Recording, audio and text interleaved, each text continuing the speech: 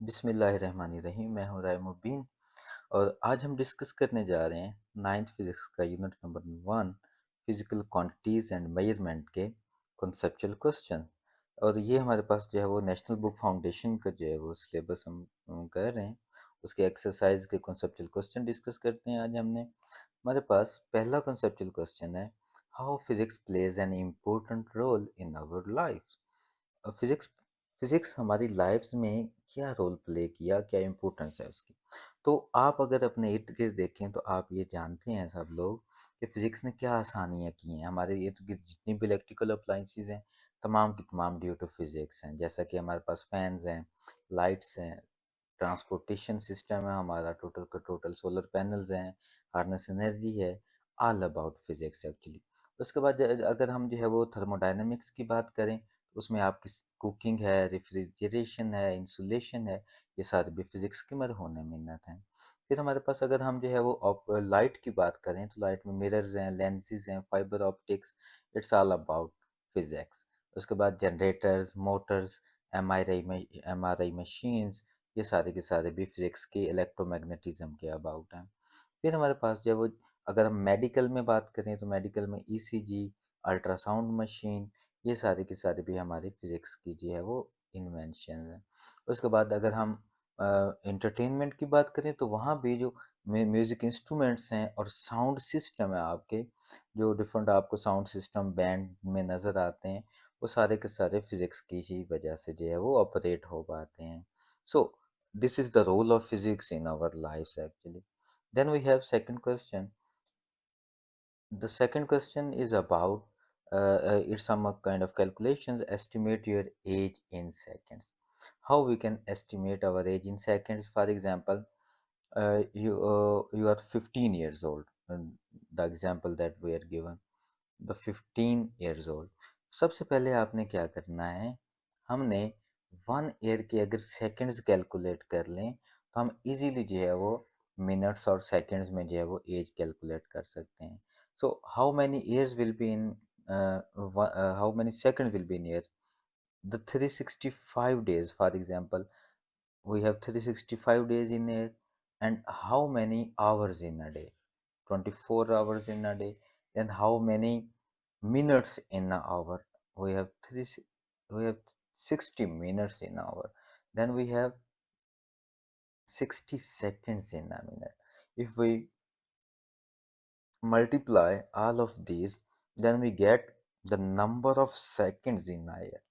If we get the number of seconds in a year, then we can easily calculate the number of seconds in 15 year.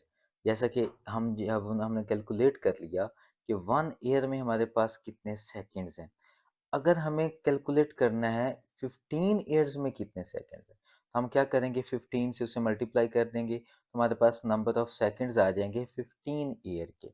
अब अगर मैं minutes calculate करना चाह रहा हूँ 15 years में, देन मैं क्या करूँगा, अगर मैं 60 से मल्टीप्लाई नहीं करता हूँ तो फिर मेरे पास आ जाएंगे नंबर ऑफ मिनट्स। तो मैंने क्या किया, अगर ये मेरे पास वैल्यू आ गई थी तो हमने 60 पे डिवाइड कर दिया, जिससे हमारे पास नंबर ऑफ मिनट्स आ गए इन अ ईयर। तो इस तरह से हम जो है वो कैलकुलेट कर लेते हैं number of minutes and seconds.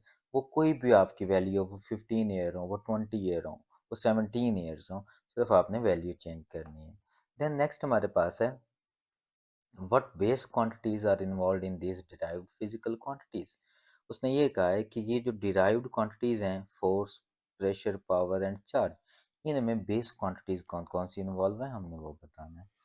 सबसे पहले हम फोर्स को देख लेते हैं। अब फोर्स हमारे पास किसके इक्वल होता है, from second law of motion हमारे पास F is equal to M A. अब एम इसमें क्या है जी, मैस है, एल लेंथ है और टी टाइम है हमारे पास। अब ये हमें कैसे पता चला कि इसमें ये तीनों क्वांटिटीज हैं। अब आपको पता है एम तो हमारे पास जो है वो मैस है, सिंपली वो मैस आ गया। और जो एक्सेलरेशन होता है, अब हमें पता है कि एक्सेलरेशन हमारे पास किसके इक्वल होता है जी, rate of change of velocity. अगर हम चेंज इन वेलोसिटी की बात करें तो उसमें भी हमारे पास जो है वो दो क्वांटिटीज इन्वॉल्व हैं। तो वेलोसिटी हमारे पास क्या होता है, change in displacement over time. अगर इन दोनों की वैल्यू मैं ले लूँ तो इन दोनों में वेलोसिटी में भी हमारे पास डिस्टेंस इन्वॉल्व है और टाइम इन्वॉल्व है। तो डिस्टेंस क्या है, लेंथ है। इसमें हमारे पास तीन क्वांटिटीज जो है वो इन्वॉल्व है। कौन कौन सी? हमने अभी देखा कि इसमें हमारे पास मैस, लेंथ और टाइम, तीन जो है वो बेस क्वांटिटीज इन्वॉल्व हो रही हैं। फिर इसका यूनिट क्या होता है? इसका यूनिट न्यूटन होता है और न्यूटन किलोग्राम मीटर पर सेकंड स्क्वायर के इक्वल होता है। ये कुछ एक्स्ट्रा इंफॉर्मेशन गिवन है जो कि एमसीक्यूज के हवाले से बहुत इंपॉर्टेंट है। Then we have pressure. How pressure is made up of base quantities. Pressure का फार्मूला आपको पता है, प्रेशर हमारे पास फोर्स पर यूनिट एरिया होता है। अब इसमें भी वो कहता है तीन ही बेस क्वांटिटीज इन्वॉल्व हैं। कौन कौन सी? Mass, length and time. कैसे? अब फोर्स है, आपको पता है फोर्स हमने अभी फाइंड आउट किया कि फोर्स में तीन क्वांटिटीज इन्वॉल्व हैं, mass, length and time. Over area, अब एरिया आप सबको पता है, एरिया हमारे पास जो है वो क्या होता है? Length into width. Length into width हमारे पास दोनों ही क्या है जी? डिस्टेंस हैं, दोनों ही हमारे पास जो है वो लेंथ्स हैं। तो अब इसमें भी हमारे पास तीन क्वांटिटीज इन्वॉल्व होंगी। कौन कौन सी जी? मैस, लेंथ और टाइम। और इसका यूनिट प्रेशर का हमें पता है पास्कल होता है। उसके बेस यूनिट अगर हम लेना चाहें तो वो हमारे पास किलोग्राम पर मीटर पर सेकंड स्क्वायर के इक्वल होता है। फिर हम बात कर लेते हैं पार की। पार हमारे पास भी एक जो है वो डिराइव्ड जो है वो क्वांटिटी है और इसका जो है वो हम बेस क्वांटिटीज फाइंड करके फिर हम जो है वो बता सकते हैं कि कौन कौन सी बेस क्वांटिटीज इसमें इन्वॉल्व हैं। अब पावर हमारे पास किसके इक्वल होता है जी? Work over time. और वर्क आप सबको पता है, वर्क हमारे पास इक्वल होता है फोर्स इंटू डिस्टेंस। अब फोर्स में हमारे पास कौन कौन सी क्वांटिटीज इन्वॉल्व? मैस, लेंथ और टाइम। डिस्टेंस हमारे पास लेंथ है तो ये भी जो है वो वही सेम क्वांटिटी इन्वॉल्व हो जाएगी। तो हमारे पास मैस, लेंथ और टाइम इसमें भी इन्वॉल्व हैं और इसका यूनिट वाट होता है, डिराइव्ड यूनिट, और वो हमारे पास किलोग्राम मीटर स्क्वायर पर सेकंड क्यूब के इक्वल होता है। ये आपने बात याद रखनी है। देन हमारे पास चार्ज है। अब चार्ज आप सबको पता है, इलेक्ट्रिक करंट का फार्मूला। करंट हमारे पास किसके इक्वल होता है? इलेक्ट्रिक करंट आई, और बस इक्वल होता है चार्ज ओवर टाइम के। अब अगर यहाँ से हम जो है वो चार्ज फाइंड आउट करना चाहें तो वो क्या आ जाएगा? Current into time. अब इलेक्ट्रिक करंट क्या है? इलेक्ट्रिक करंट पहले ही एक बेस क्वांटिटी है, तो इलेक्ट्रिक करंट और टाइम ये दोनों ही बेस क्वांटिटीज, तो इसमें ये दोनों बेस क्वांटिटीज इन्वॉल्व हो गई। इसका यूनिट हमारे पास होता है जी एम्पेयर। इसका यूनिट बेस यूनिट जो है वो एम्पेयर सेकंड, और वैसे चार्ज का यूनिट जो है वो डिराइव्ड यूनिट कॉलम होता है। तो इस तरह से हम जो है वो इसकी बेस क्वांटिटीज जो है वो पता कर सकते हैं। उसके बाद हमारे पास क्वेश्चन नंबर 4 है। कहता है show that prefix micro is 1000 times smaller than prefix milli. अब सबसे पहले तो हमें मिली और माइक्रो का पता होना चाहिए, मिली किसके इक्वल होता है और माइक्रो किसके इक्वल होता है। अब हमने पढ़ा है, प्रीफिक्सेस पढ़ी हैं कि मिली हमारे पास 10⁻³ के इक्वल होता है, 10⁻³ और माइक्रो 10⁻⁶ के इक्वल होता है। अब हम क्या करेंगे, उसने ये कहा to show that micro is 1000 times smaller than milli. हमने क्या किया, माइक्रो को milli over 1000 smaller than milli ले लिया। अब माइक्रो और मिली की वैल्यू आप सबको पता है, माइक्रो 10⁻⁶, मिली की वैल्यू 10⁻³ और ओवर 1000 किया तो ये हमारे पास 10⁻³ होता है। मैंने उसी तरह से इसकी वैल्यूज ले ली, तो हमारे पास माइक्रो आ गया मिली इंटू 10⁻³ के। अब ये हमारे पास 10⁻³ कैसे आया?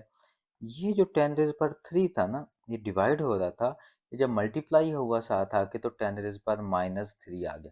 नीचे जो है वो 10⁻+3, तो जब ऊपर आ गया बटे के तो 10⁻³ आ जाता है। तो माइक्रो हमारे पास मिली इंटू 0.001, मतलब 1000 times smaller than prefix milli. अब माइक्रो जो है वो 1000 टाइम्स स्मॉलर आ गया प्रीफिक्स मिली के। अगर इसी का आप उल्ट ले लें तो milli is 1000 times greater than micro. Milli जो है वो माइक्रो से 1000 टाइम्स ज़्यादा होता है। या आप इस तरह भी लिख सकते हैं, milli is equal to micro into 10⁻³ 3000 को हम लिख लेते हैं। या सिंपली जो है milli is equal to micro into 1000।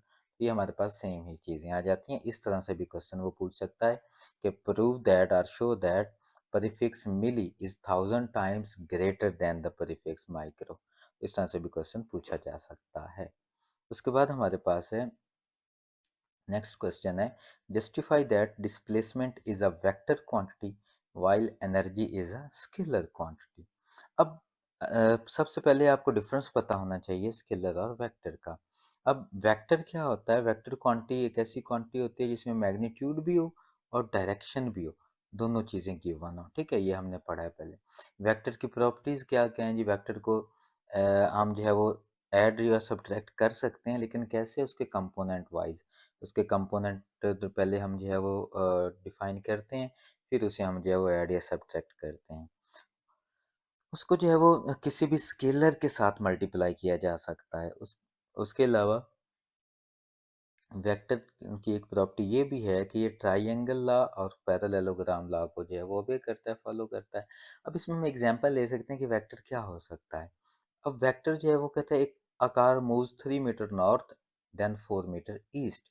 It's mean that हमें जो है वो जो कार ने मूव किया, डिस्टेंस कवर किया, 3 मीटर हमने बताया, इधर 4 मीटर बताया ईस्ट में, तो हमें साथ डायरेक्शन बतानी पड़ी, नॉर्थ और ईस्ट।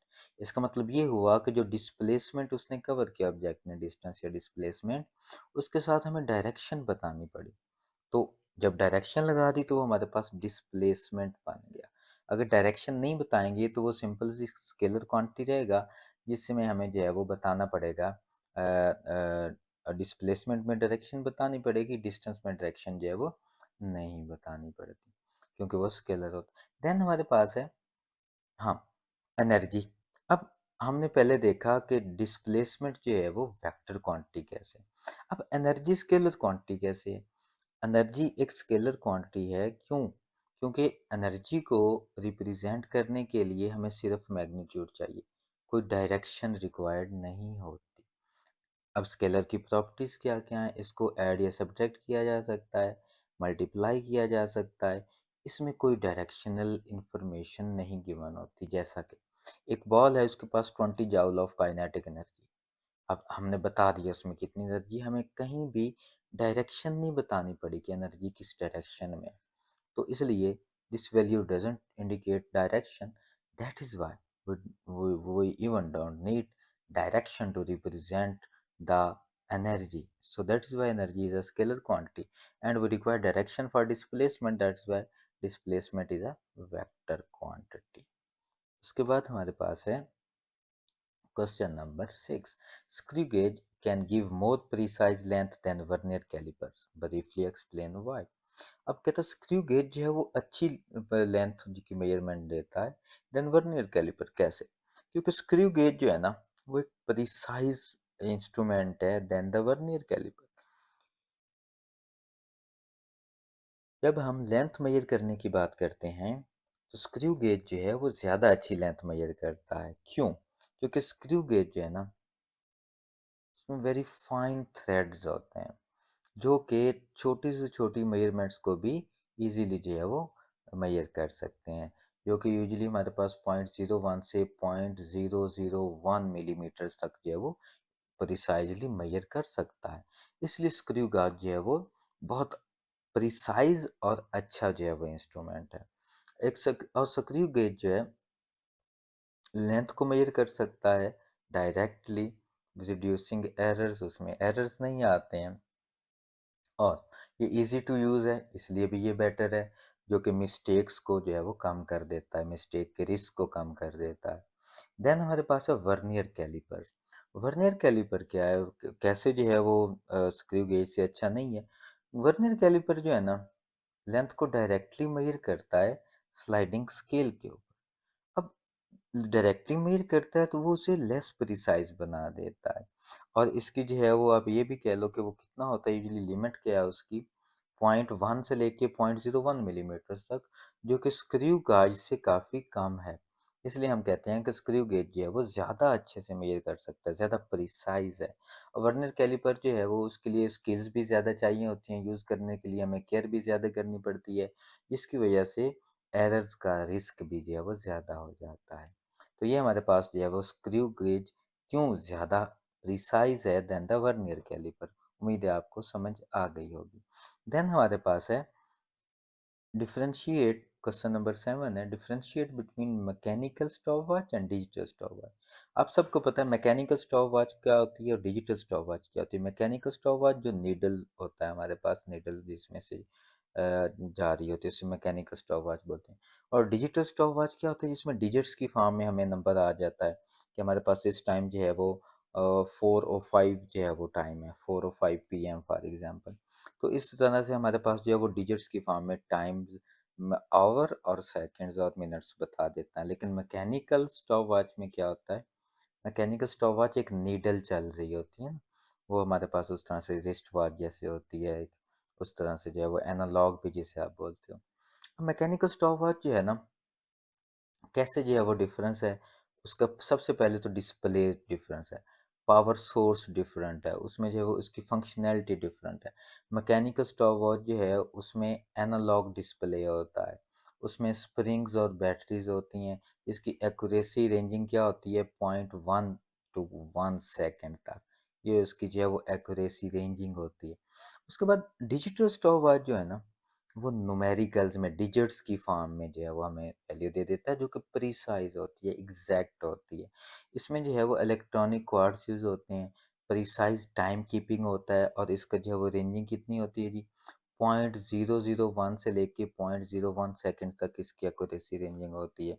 अब डिजिटल स्टॉप वॉचेस जो है ना, वो उसमें एडवांस्ड फीचर्स भी होते हैं, जैसा कि स्प्लिट टाइमिंग होती है, मेमोरी उसमें रख सकते हैं, डाटा स्टोरेज हो सकता है, उसमें आप जो है वो हार्ट पल्स रेट मेजर कर सकते हैं। तो ये इसमें जो है वो डिफरेंस होता है। मैकेनिकल स्टॉप वॉचेस जो है वो सिंपल टास्क जो है वो बहुत ही मुश्किल से मेजर कर सकते हैं। लेकिन डिजिटल स्टॉप वॉच जो है वो प्रिसाइज टाइम बताते हैं, एप्लीकेशंस है उसकी। तो ये हमारे पास इसकी जो है वो डिफरेंशिएशन आ जाती है मैकेनिकल और डिजिटल स्टॉप वॉच की। देन क्वेश्चन नंबर 8 है how measuring cylinder is use to measure volume of an irregular shape stone. कैसे मेजरिंग सिलेंडर से हम इरेगुलर शेप स्टोन का जो है वो वॉल्यूम मेजर कर सकते हैं। For example we have this beaker and we placed a irregular shaped stone in it, then we can see कि हमारे पास लिक्विड की हाइट में थोड़ा डिफरेंस आ जाता है। अब ये जो डिफरेंस है ना, इसी डिफरेंस को, हाइट के डिफरेंस को हम जो है वो मेजर करके वॉल्यूम फाइंड आउट कर सकते हैं। अब उसमें कुछ स्टेप्स हैं, वो वन बाय वन देख लेते हैं।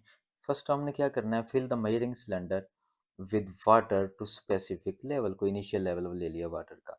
Record the initial value, initial value हमारे पास मिलीलीटर में या सेंटीमीटर क्यूब में हमने जो है वो मेजर कर ली। उसके बाद हमने क्या किया, submerge the stone into water, water में क्या किया, एक स्टोन ऐड कर दिया कि स्प्लैश ना हो, लेकिन आराम से जो है वो स्टोन जो है वो उसमें सबमर्ज किया। देन उसका जो न्यू वाटर लेवल आया वो हमने रिकॉर्ड कर लिया, वो उसकी फाइनल वाटर लेवल रीडिंग आ गई। फिर हमने क्या किया, calculate the volume of the stone by subtracting the initial water level from the final water level. अब दोनों जो वाटर के लेवल थे, एक स्टोन को जैसे सबमर्ज करने से पहले, एक सबमर्ज करने के बाद, उनका डिफरेंस ले लिया, final water level minus initial water level. तो वो हमारे पास for example initial water level था जी 50 मिलीलीटर, फाइनल वाटर लेवल आया जी 100 मिलीलीटर। तो वॉल्यूम क्या आ जाएगा स्टोन का, 100 मिलीलीटर माइनस 50 जो है वो वॉल्यूम आ गया स्टोन का। इस तरह से हम किसी भी इरेगुलर शेप स्टोन का मेजरिंग सिलेंडर से जो वॉल्यूम मेजर कर लेते हैं। उसके बाद हमारे पास है question number 9, what precaution should be kept in mind while taking measurement using measuring cylinder. Measuring cylinder को यूज करते हुए कौन सी प्रिकॉशंस माइंड में रखनी चाहिए। सबसे पहला, सिलेंडर जो है वो क्लीन हो और ड्राई हो, ठीक है। फिर handle carefully to avoid spills, ताकि उसमें जो है वो स्प्लैशेस ना हो, स्पिल्स ना हो, उसे केयरफुली जो है वो हैंडल करना चाहिए। होल्ड वर्टिकली एंड स्टेडी, उसे वर्टिकली और स्टेडी जो है वो रखना चाहिए, ताकि उसका वाटर लेवल जो है वो सेम रहे हमारे पास। रीड एट आई लेवल, आप आई लेवल पर उसे जो है वो रीड आउट करें, ठीक है, ताकि वो प्रिसाइज वैल्यू ले सकें, उसमें कोई एरर ना आए। अवॉइड ओवर और अंडर फाइलिंग, उसके जो है वो ज़्यादा भी ना आप जो है वो फिल करें, लेकिन कम भी ना करें। रिकॉर्ड मेजरमेंट एक्यूरेटली, मेजरमेंट्स जो है वो प्रिसाइजली और एक्यूरेटली मेजर करें। ये कुछ प्रिकॉशंस हैं जब हम मेजरिंग सिलेंडर से जो है वो वॉल्यूम मेजर कर रहे होते हैं। देन हमारे पास है question number 10, why do we need to consider significant digits in measurement. हमें क्यों सिग्निफिकेंट डिजिट्स जो है मेजरमेंट्स में ऐड करने चाहिए। अब सिग्निफिकेंट फिगर्स जो है ना, ये डिजिट्स जो हैं, वो किसी भी मेजरमेंट की एक्यूरेसी और प्रिसीजन बताते हैं। जैसा कि इससे क्या होता है, it's indicate reliability of measurement. इसमें जो है वो किसी किस्म की फॉल्स प्रिसीजन नहीं आती, इसमें कंसिस्टेंट राउंडिंग आ जाती है, एक्यूरेट कैलकुलेशन मिलता है by adding significant digits in our measure value. अब कंसिडरिंग सिग्निफिकेंट डिजिट्स, इससे हमें क्या होता है, रिलायबल डाटा मिलता है और एक्यूरेट एनालिसिस मिलता है। ये कुछ जो है वो हमारे पास जो है वो टिप्स हैं कि हमें जो सिग्निफिकेंट डिजिट्स को कंसिडर करना चाहिए in our measurement. Then we have for example 289.5 gram है, इसमें 4 सिग्निफिकेंट डिजिट्स हैं आपके पास, इज मोर प्रीसाइज। इसमें हमारे पास फॉर एग्जांपल ये दूसरी वैल्यू 290, टू सिग्निफिकेंट फिगर्स, जिसमें हमने सिग्निफिकेंट फिगर्स ऐड किए हैं वो ज़्यादा प्रिसाइज वैल्यू है, एक्यूरेट वैल्यू है।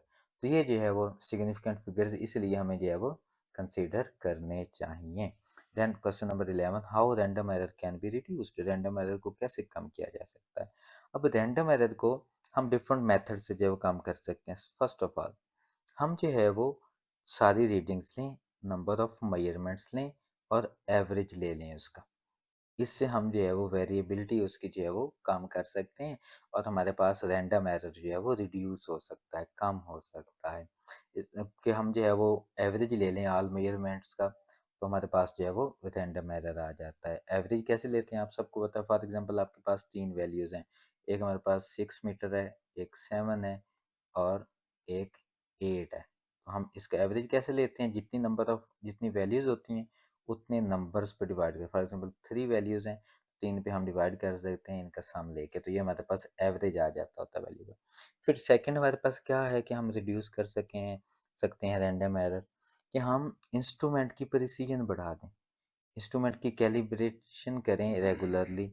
हम जो है वो इन्वायरमेंट फैक्टर्स जिसमें प्रेशर, टेम्परेचर वगैरह, इनको कंट्रोल करें ताकि एरर जो है वो कम हो सके। तो इस तरह से इफेक्टिव एरर रिडक्शन से क्या होता है, प्रिसीजन इन्हेंस होती है, एक्यूरेसी आती है, रिलायबिलिटी आती है और हमारे पास ट्रस्ट वर्दी डाटा मिल जाता है। इस तरह से हम जो है वो रैंडम एरर को दूर करके अच्छी मेजरमेंट ले सकते हैं। देन हमारे पास है क्वेश्चन नंबर 12, जो कि लास्ट क्वेश्चन है। वो कहता है differentiate between precision and accuracy. अब प्रिसीजन और एक्यूरेसी में डिफरेंस क्या है, पहले इसका डिफरेंस समझते हैं, फिर आपको इसके जो है वो डायग्राम के साथ समझाता हूँ। एक्यूरेसी होती क्या है। एक्यूरेट वैल्यू वो होती है जैसा कि कोई भी आपके पास एक एग्जैक्ट वैल्यू है, ट्रू वैल्यू, उसके कितना क्लोज आई है जो वैल्यू आपने ली है। फॉर एग्जाम्पल आपको किसी ने बता दिया कि जो हमारे पास किसी भी बुक की विड्थ जो है वो 1 सेंटीमीटर है। अब आपने मेजर की उसकी विड्थ, इस एग्जैक्ट वैल्यू से, ट्रू वैल्यू से कितना क्लोज आई है वैल्यू, उतनी उसमें एक्यूरेसी होगी, उतनी वो एक्यूरेट वैल्यू होगी। तो proximity to the actual value के साथ कंसर्न होता है एक्यूरेसी का। ये करेक्टनेस पे फोकस करती है कि रिजल्ट कितने करेक्ट आते हैं। और जो प्रिसीजन होती है, इसमें क्या होता है, फॉर एग्जांपल आपने ही वैल्यूज ली, आपकी वैल्यू एक बार आई 6 सेंटीमीटर, ये आपने जो है वो फॉर एग्जांपल वैल्यू ली, कोई भी विड्थ फाइंड किया आपने या लेंथ, वो 6 centimetre I.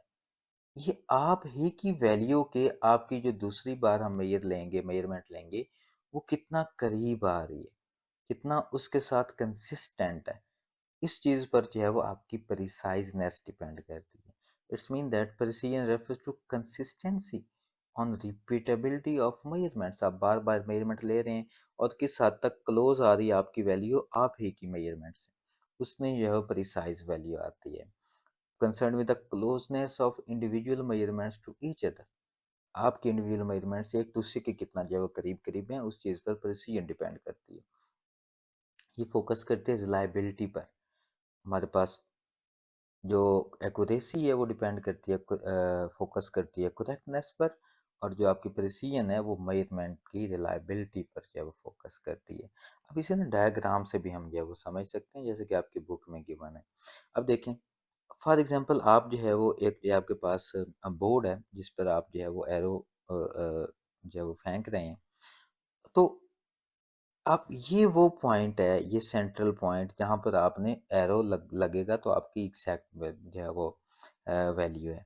It's mean that अगर यहाँ पर आती है, आपके बार बार आप निशाना लगा रहे हैं, आपका एरो जो है वो यहाँ जाके स्ट्राइक कर रहा है, इट्स मीन दैट एक्यूरेसी इसमें बहुत ज़्यादा है। एक्यूरेसी तो है ही है, लेकिन आप ही की जो वैल्यूज़ हैं वो एक दूसरे के करीब भी आ रही हैं।